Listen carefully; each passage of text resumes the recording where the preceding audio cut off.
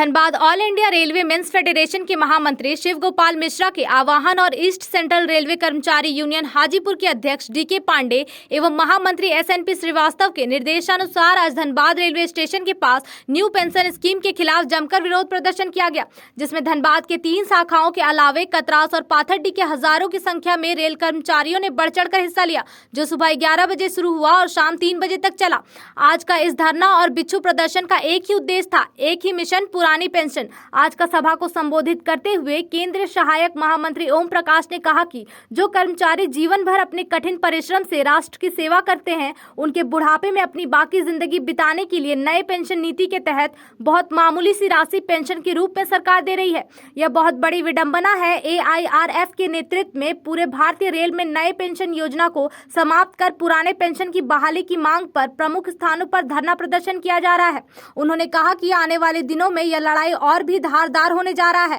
आज का विरोध प्रदर्शन के केंद्रीय सहायक महामंत्री ओम प्रकाश के अलावे नेताजी सुभाष, NK खवास, सोमेन दत्ता, उपेंद्र मंडल, प्रशांत बैनर्जी, JK साव, AK दा, पिंट नंदन, परमेश्वर कुमार, BK साव, अमित शेख, RK लाल आदि मुख्य रूप से भाग लिए। धनबाद से पंकज सिन्हा की रिपोर्ट।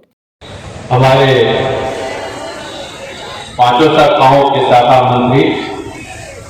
अध्यक्ष और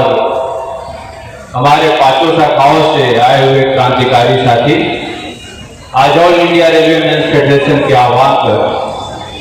हम NPS के खिलाफ और पुरानी पेंशन स्कीम लागू करने के लिए केंद्र सरकार पर दबाव बनाने के लिए आज विक्षोभ प्रदर्शन कर रहे हैं। यह विक्षोभ प्रदर्शन पूरे भारतवर्ष में किया जा रहा है और इस विक्षोभ प्रदर्शन के माध्यम से केंद्र सरकार को हम स्पष्ट चेतावनी देना चाहते हैं कि जितनी जल्दी हो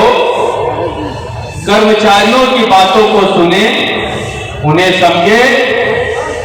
और पुरानी पेंशन योजना को लागू करें।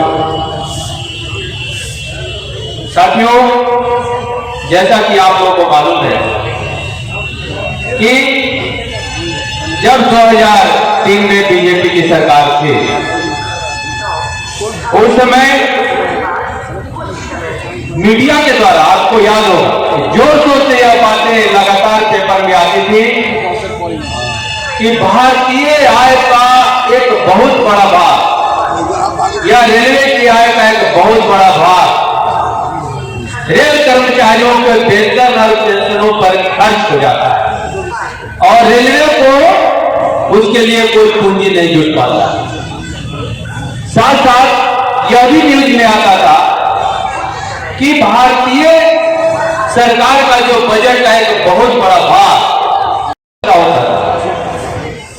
एक देश में माहौल बनाने का प्रयास हुआ और यह माहौल बनाने का प्रयास हुआ कि भारत सरकार के कुल राजस्व का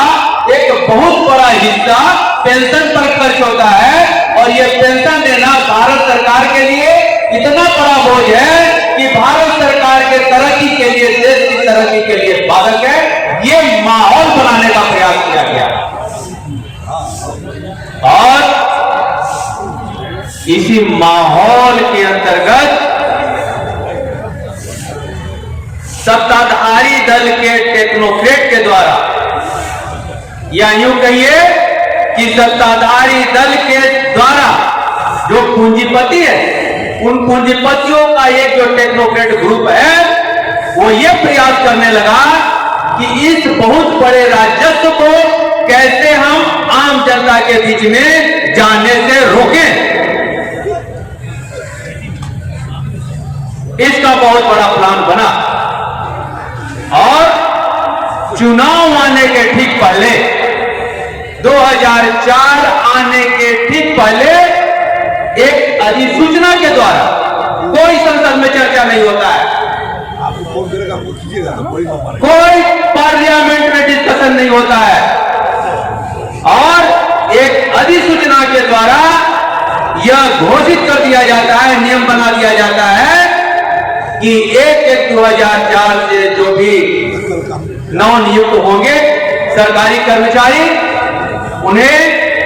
राष्ट्रीय पेंशन योजना या यूं कहिए फिर न्यू पेंशन योजना के अंतर्गत आच्छादित होंगे। और उसमें क्या होगा, उनके वेतन का 10%